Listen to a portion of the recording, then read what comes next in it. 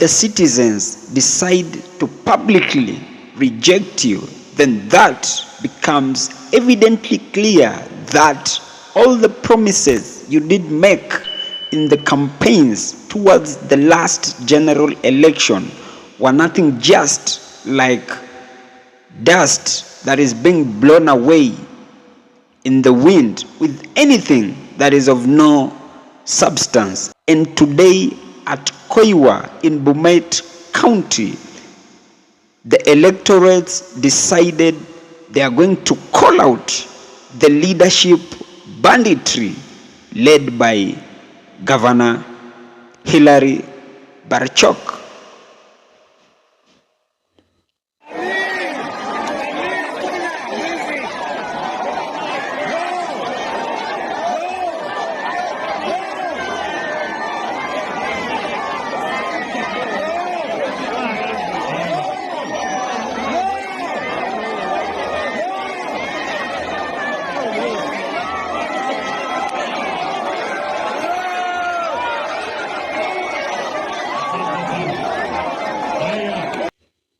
And mind you, that happened in the presence of President William Samoei Ruto. And in short, the electorate was sending a message to both the leaders present that the people's fury was palpable and disillusioned to an extent that they can no longer buy the lies from the politicians each and every time that they're given audience. And that is why they had to overreact, as you've seen in that video. And from that video, if you have painstakingly been watching it, then many will argue that the Bomet residents were heckling at President William Samoei Ruto, while others were heckling at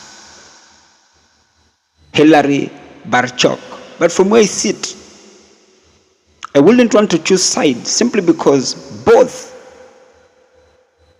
the leaders present must have been indirectly affected with the hecklers, simply because they being the leaders, once you try to address your electorates and they decide to show discontent in what you want to tell them, that clearly is a message sent to you that the people are no longer having time to buy the lies that our politicians have times above numbers been lying to Kenyans. And that is why when the Governor Hilary Barchok was almost trying to speak, they began showing their discontent with whatever he was about to tell them, whether good or bad. It is like they were completely pressed to the wall to an extent that they can no longer listen or take anything from Barchok's mouth. And I'm really glad that that just happened somewhere in Bomet, simply because you and I are alive to the cognizant fact that had it happened at Murima, I kid you not, by now the conversation would have completely shifted goalpost from the residents showing their discontent to the leaders to these are goons that have been paid to disrupt the president's rally.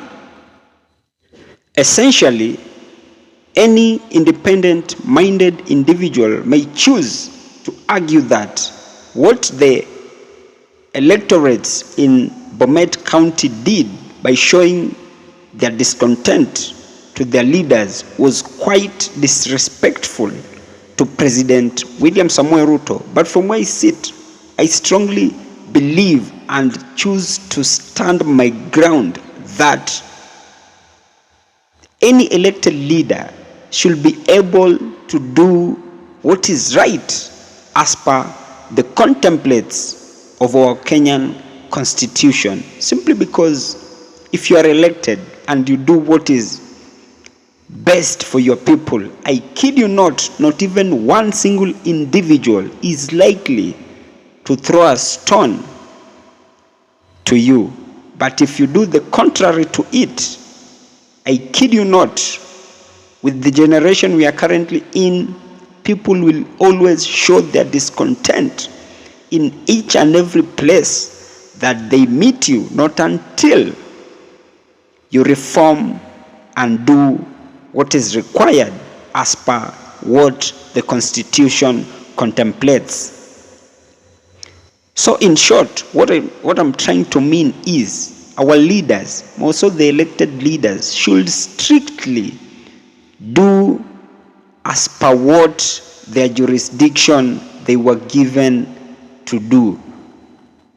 And as I come to the penultimate part of this episode, from where I sit, that has just been my opinion.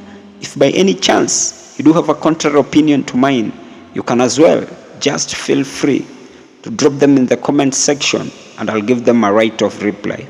And by any chance, if you have been watching my videos and you have not subscribed, you can as well just consider hitting on the subscribe button. Thank you and may God bless you.